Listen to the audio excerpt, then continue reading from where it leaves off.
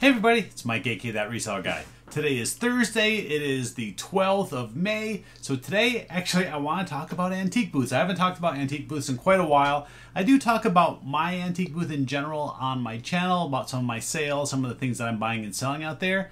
But I want to talk to you about why I think maybe you should get involved in the antique booth business. So yeah, let's get going.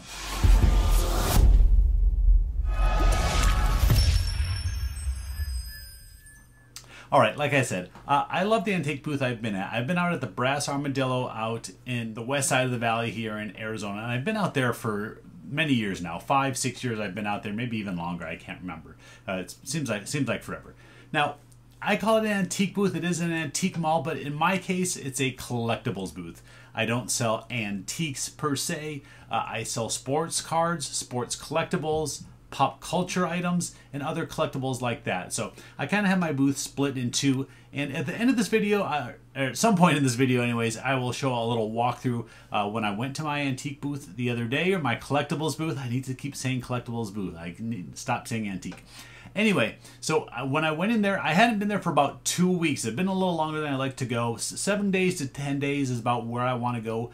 Go back there, clean it up, straighten it up, take fresh inventory, and just see what's been selling. But I want to show you what the booth looked like before and after I restocked it with everything. Now, I've been lucky lately. There's a couple employees there that I've known for a while that when they're walking around the mall, checking things out, they straighten my booth out for me. So big props out to them. I can't thank them enough for doing that for me. And it definitely keeps things a little bit tidier when I'm gone for 2 weeks like this. I hope you enjoy watching. Actually, let's go ahead and roll those in here now. I'll do a little voiceover as I talk about those, and then I'll talk to you about some of the ins and outs of antique boothing. All right, here we are at my collectibles booth. It's been about 2 weeks, maybe even a couple days longer than that since I've been here. You can see the card boxes are pretty empty right now. And as usual, there's stuff just kind of laying all over the place. People don't put it back where it's supposed to go. And, you know, you got to deal with it. It's part of the game. You got magazines sitting around. You got little toy bags just sitting on top of the magazines. Up here is not too bad, but like I said, I have a couple people that straighten up my booth for me a little bit.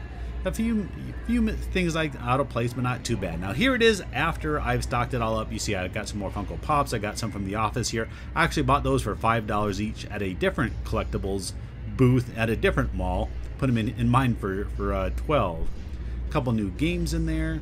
Gonna come around the corner over here, and you can see I got a few more Pops that are loose here. Some little Harry Potter mini Funko Pops. A few other little toys and stuff that I put here on the shelf that are loose. And up here I added a bunch more of these little toy bags. I sell them anywhere from like $3 to $5 a piece. Put a few different themed toys in there. Princesses, action figures, Marvel. Bunch right now. I got a lot of these action figures up here. Some bobbleheads, some other stuff in here. Little toy corner down here. I like this Coors Light Diamondback sign that I picked up. I got it for $8. I put it in my booth for $25. I think that's a fair price. Over here, you see I got some little mini football helmets. I just picked up all these different 3-inch buttons. Placed them all individually at $5 a piece. Or, you know, Angels, Pirates. But they're all, you know, vintage ones, probably from the 80s and 90s. Those should sell pretty good. Some of these bulk boxes that I have up here. Got a 1975 Topps one. And this one back here is 1961 Topps Baseball. Little box for $20. That one should go pretty quick. Filled in a few different little box sets. Some wax boxes of cards. All stuff that's usually in like that $15 to $20 range, and you can see I stocked up the cards pretty good. I need to do a full stocking here and get that thing really loaded up, but just go through the mall here, show you some other stuff that I have, back out, kind of give you the wide angle view again, and yeah, hope you like it. So yeah, I like my booth a lot. I've done a lot over the years to kind of straighten it up. There's still a couple little things I'd like to do a little better, how things are set up. One bookcase that I have, I don't love that bookcase. I'd like to get something a little better there on the end, help me display a little bit better and get more items in there as well. But yeah, so far I've been doing really well. Last year I averaged almost $2,000 per month in sales out of that booth, which I think is quite a bit. I don't think there's a lot of booths doing that type of volume. And I'm going to give a few reasons why if you have one of the big booths. Now there's a few different choices you can have. You can have the big booth like I have, or you can have a display or showcase, whatever terminology they use for these cases. There's open ones, which means you just have shelves but no glass, no locked glass on it, where people can actually grab the items and look at them themselves. Or the lock showcases, where you have to press a button or look for an employee to come with a key, unlock it for you. You can check out the items. If you do want to buy it, then the employee takes it to the front, kind of gives you like a little card or something to let you know you have an item up front, and they hold it there for you. That way items don't get stolen. So if you're dealing in smalls or valuable small collectibles like coins or currency, even sports cards, there's a lot of them in the locked cases, that's a good way to go. Now, the downside of those locked cases is the fact that a lot of people don't want to have to get an employee over to look at the stuff. Or maybe you have a box of items that you have to go through. The employee has to stand there the whole time that you're going through those items, because they can't leave that case unlocked or can't leave you with those items. So I think there's a lot of people that don't buy items because it's kind of a little bit of a hassle to get an employee over there to check things out. So if I were to ever go into a case versus my booth, or maybe I'll add on a case at some point in the future, I would do one of the locked cases and have higher dollar sports cards and collectibles there and just see how it goes. Now, price can vary, and I know all over the country, different malls, different sizes, everything varies in price. Out here where we are, I believe the lock cases are about $75 to $90, somewhere in that range. I know prices have changed over the last couple of years. My booth has gone up quite a bit. So you got to do still a fair amount of volume out of that booth to make your money back. The unlock cases are usually a little bit less. I think $60 to $75 in that range is where we are here. So you got to weigh the pros and cons versus having the open case or the closed lock cases, depending on what items you're selling and your comfort level with having people handle your items on a regular basis. So a couple things to think about. I think that's the best way to go as a beginner. Don't jump into the big booths that are $200, $250 a month in rent. Big chance to lose money, especially those first few months as you're kind of learning what sells, what doesn't sell, what price points you have to have things at to sell. So yeah, check your malls. I know a lot of malls do have a waiting list, so if you're even thinking about it, get on that waiting list. It could be a month, 2 months, 6 months, maybe even a year before they may have a case come open. Definitely gives you time to think about what you want to have in there and decide whether it's something you want to do. I mean, if 6 months down the road they call you and say, hey, we have a case open, you can always just say no if you changed your mind. Now for the big booths. The big booths, yeah, I jumped right into it. I went all in, and it worked out. Early on, I wasn't making a lot of money.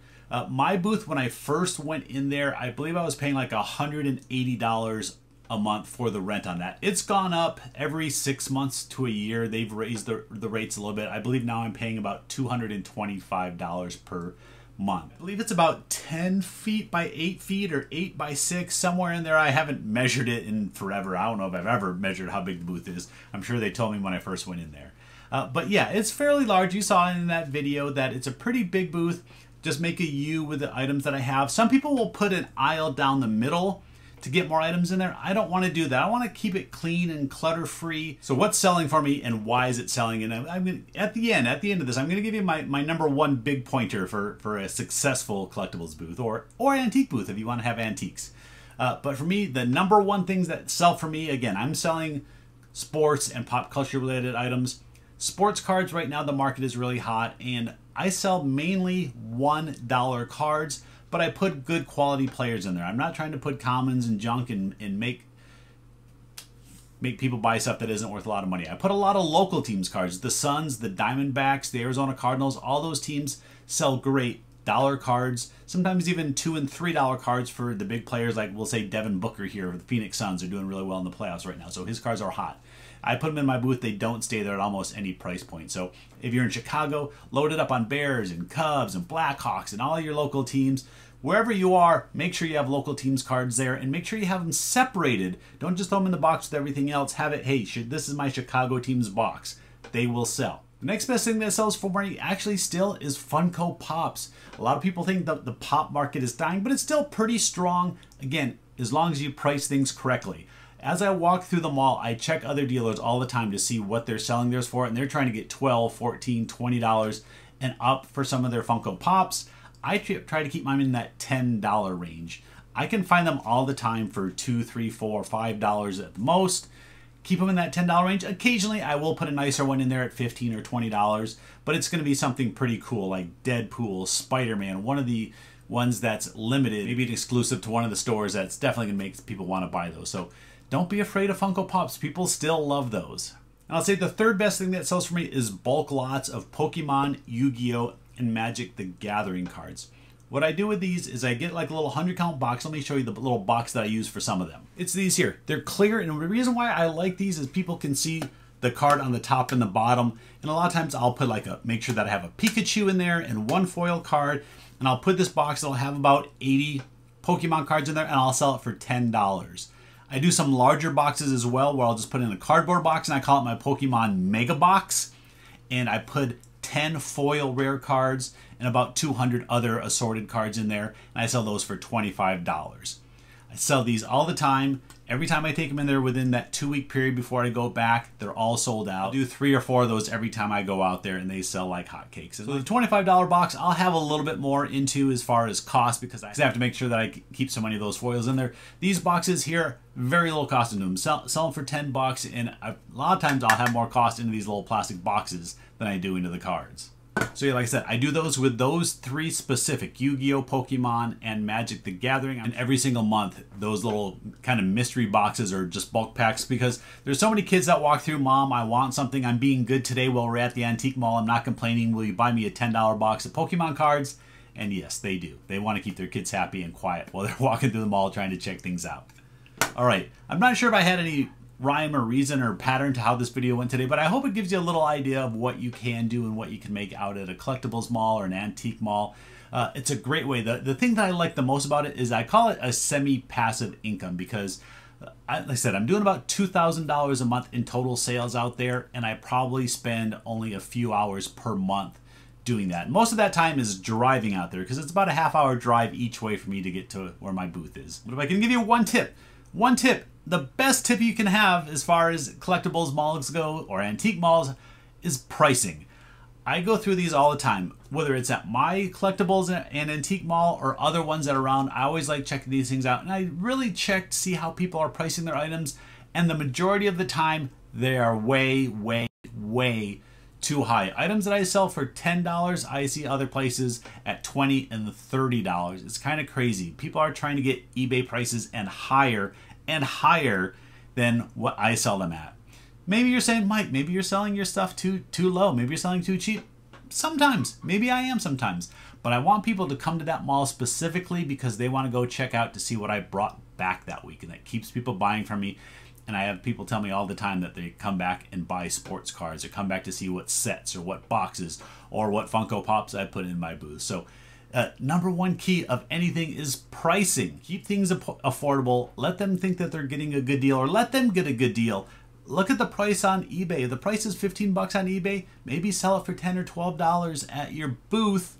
Give people a deal. They don't want to look at an item in your store, look it up on eBay and see that they can get it for half the price. All right, I think I've babbled on long enough about these collectibles and antique booths or anything. If you have any questions about them, just leave them down in the comments. Send me a direct message. I've answered several questions for people about their booths, their collectibles booth, their cases, all of that. Sometimes they've sent me emails. I've helped review their booths for them and given them a few tips and hints and stuff. So, all right, that's it. I'm going to wrap it up here. Like I said, I'm kind of rambling on at this point. So I hope you liked the video. Give it a thumbs up if you did. If you hated it, I don't care. Give it a thumbs down. Nah, don't do that.